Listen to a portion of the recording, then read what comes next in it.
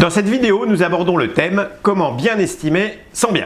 On vous donne la méthode pour utiliser les 3 indicateurs essentiels qui vous permettront de trouver le prix de vente maximum de votre bien. Le prix au mètre carré de votre secteur, les biens concurrents en vente et ceux récemment vendus. Et tout ça juste après ça.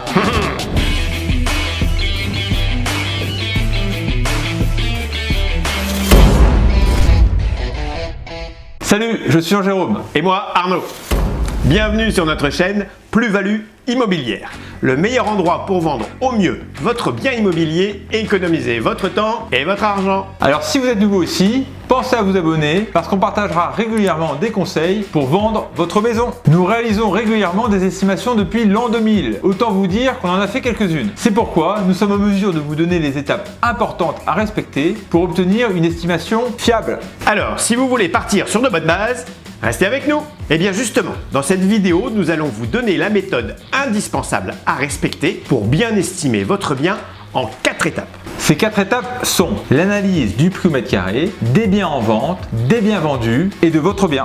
Alors, restez bien jusqu'à la fin, parce qu'après vous avoir expliqué comment estimer son bien, on vous donne une astuce pour conforter votre prix. Pendant que vous regardez cette vidéo, dites-nous dans les commentaires si le prix trouvé correspond au prix auquel vous pensiez. Avant de mettre en vente, il faut savoir sur quel prix vous allez communiquer. Alors, il peut y avoir une différence entre ce que vous en voulez, et ce qu'elle vous a coûté, et la valeur réelle du marché. L'idée, c'est d'aller chercher la fourchette haute du marché et de ne pas la dépasser. Quand on pose la question au vendeur de quelle façon ont-ils estimé le prix, il n'est pas rare d'entendre « Je l'ai estimé à ce prix-là car mon voisin a vendu la sienne à ce prix-là et comme la mienne est mieux, et évidemment, j'ai augmenté le prix de X milliers d'euros. » Quelle drôle d'idée.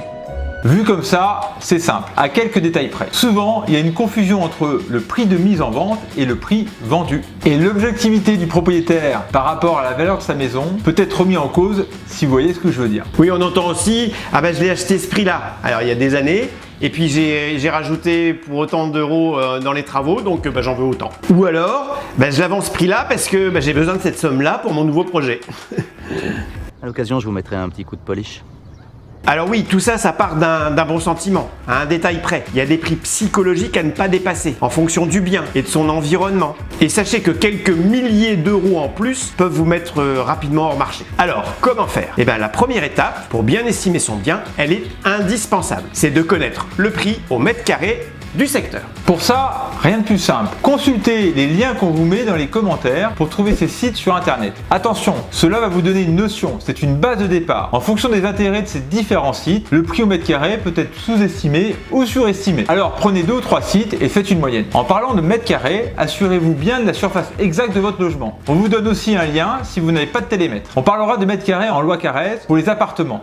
En gros, c'est la superficie en mètre carré qui prend en compte les surfaces à partir de 1,80 m de hauteur.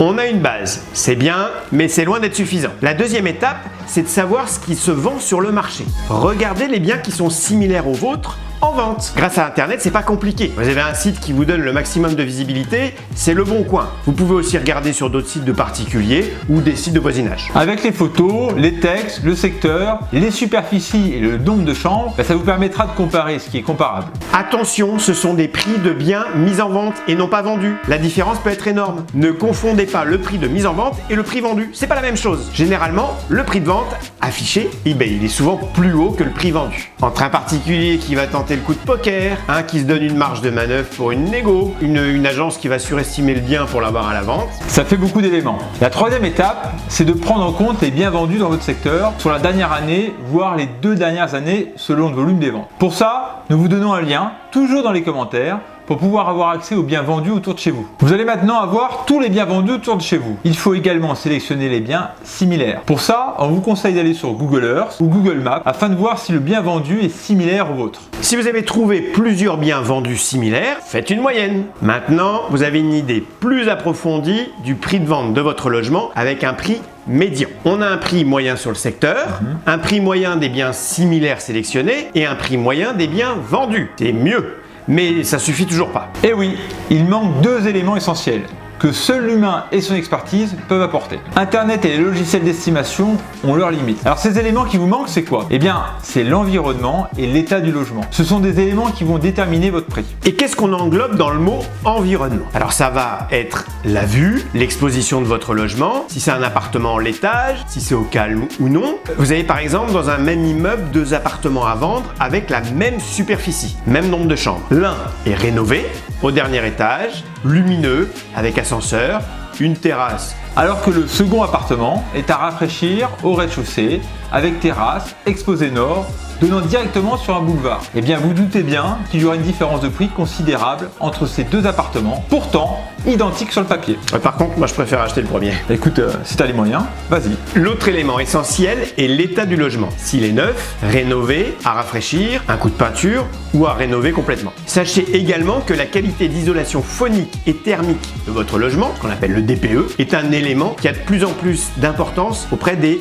acquéreurs. Est-ce que votre logement est énergivore ou non? C'est pour ça que l'humain est important, l'état de l'appartement et l'environnement influent considérablement sur le prix de vente. Donc tenez-en compte. Donc pour finaliser votre prix, vous avez listé vos points positifs et négatifs. En gros, si vous avez plus de points négatifs, positionnez votre prix en dessous du prix médian. Et l'inverse, si les points positifs l'emportent. Au final, le juste prix de votre logement, c'est la personne qui achète qui validera ou non votre estimation. C'est clair. Voilà, ces 4 étapes sont essentielles pour bien estimer votre bien. Maintenant, regardez jusqu'à la fin car on vous donne un conseil supplémentaire pour valider votre estimation. Mais avant, c'est le moment de se résumer. Les 4 points primordiaux pour bien estimer son bien, c'est Arnaud, le prix moyen du mètre carré dans le secteur, les biens en vente comparables, les biens vendus et l'indice de qualité de votre logement. C'est l'état de sa maison et l'environnement qui sont des points capitaux. Au début de cette vidéo, nous avions promis un conseil supplémentaire pour que vous puissiez conforter l'estimation de votre bien. Et oui,